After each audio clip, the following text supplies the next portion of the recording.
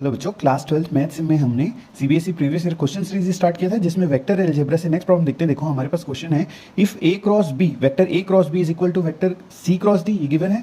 और गिवन है हमारे पास vector A cross C is equal to vector B cross D.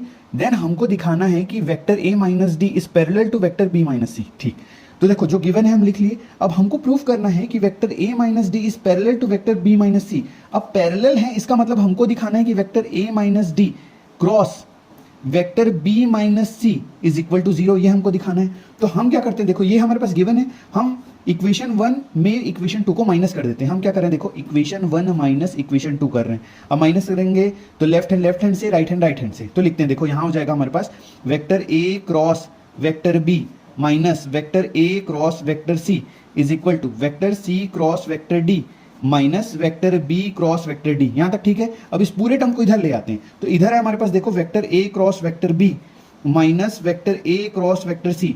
अब देखो ये माइनस में आ गया, प्लस में आएगा, तो प्लस को पहले लिख रहा हूं मैं, ये प्लस हो गया vector B cross vector D minus vector C cross vector D. यहां तक ठीक है। अब देखो यहां से वेक्टर ए बाहर आ जाएगा, तो इसको ऐसे लिखेंगे vector A cross vector B minus C. ठीक, सिमिलरली यहां से डी वेक्टर डी कॉमन आ रहा है, तो इसको लिखेंगे कैसे, देखो vector B minus vector C cross vector D is equal to 0।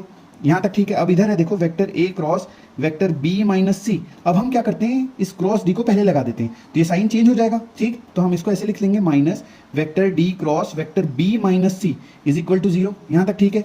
अब देखो vector B minus C common आ रहा है, तो यहां बचेगा क्या, vector A minus vector D cross vector B minus vector C is equal to 0। और यही हमको प्रूफ करना था।